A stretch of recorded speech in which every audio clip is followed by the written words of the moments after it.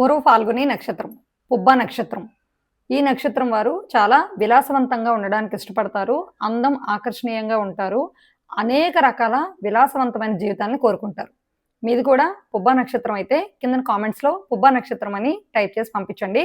నక్షత్ర సీరీస్‌లో భాగంగా ఇప్పుడు మనం పుబ్బ నక్షత్రం యొక్క లక్షణాలు ఏ విధంగా ఉంటాయి అనేది చూద్దాం. పుబ్బ నక్షత్రం అని కామెంట్ చేసి పంపించండి. నెక్స్ట్ సీరీస్‌లో పుబ్బ నక్షత్రానికి సంబంధించి సూచించబడిన అనారోగ్య సమస్యలను కూడా తర్వాత సీరీస్‌లో తెలుసుకుందాం. పుబ్బ నక్షత్రానికి ఆధిపత్యం వహించేటటువంటి దేవత భగుడు అనేటటువంటి సూర్యుడు. ఇతడు అదితి యొక్క పుత్రుల్లో ఒక పుత్రుడు. అంటే దేవతల యొక్క సంతానంగా మనకి శాస్త్రాలు తెలియజేస్తున్నాయి. పుబ్బ నక్షత్రానికి ఆధిపత్యం వహించేటటువంటి గ్రహం శుక్రుడు. ఈ విలాసవంతమైన జీవితం కావాలి, విలాసంగా ఉండాలి, ధర్మబద్ధంగా ఉండాలి అనే విషయాలన్నిటికీ, సుఖవంతమైన జీవితం కావాలి అనే కోరిక కలగడానికి ముఖ్యంగా ఆధిపత్యం వహించేటటువంటి గ్రహం శుక్రుడు కనుక, ఆ శుక్రుడి యొక్క ఆధిపత్యం ఈ పుబ్బ నక్షత్రం వారిపై ఉండడం వల్ల వీరు విలాసవంతమైన జీవితం గడపాలి అనేటటువంటి ఆలోచనలో ఎక్కువగా ఉంటారు.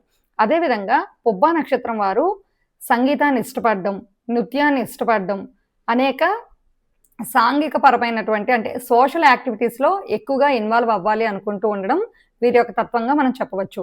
వీటన్నిటికీ కారకత్వం వహించేటటువంటి గ్రహం శుక్రుడు కనుక వీరు ఎల్లప్పుడూ కళాత్మకంగా ఆలోచించే ధోరణిని కలిగి ఉంటారు.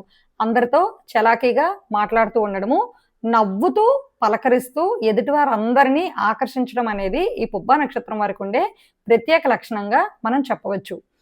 పుబ్బ నక్షత్రం వారు ఎప్పుడూ కూడా నూతనంగా ఉండేటటువంటి వస్తువులు కొనుక్కోవాలి, అందంగా ఆకర్షణీయంగా ఉండేటటువంటి వస్త్రాలు ధరించాలి, వెండి సామాగ్రిని ఎక్కువగా కొనుక్కుంటూ ఉండాలి, బంగారం పైన వజ్రాల పైన ఎక్కువ ఆకర్షణ కూడా కలిగి ఉంటారు.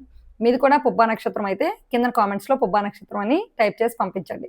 ఇలాంటి మరిన్ని వీడియోస్ కోసం కేవీఎస్ శారద ఆస్ట్రో ఛానల్ని సబ్స్క్రైబ్ చేయండి, లైక్ చేయండి, షేర్ చేయండి. ఇన్‌స్టాగ్రామ్‌లో కేవీఎస్ శారద ఆస్ట్రో పేజ్‌ని ఫాలో అవ్వండి. ప్రత్యేకించి జాతక విశ్లేషణ చేయించుకోవాలి అనుకుంటే స్క్రీన్‌లో కనిపించే ఫోన్ నెంబర్‌కి ఫోన్ చేయడం ద్వారా అపాయింట్మెంట్స్ అనేవి తీసుకొని పడతాయి.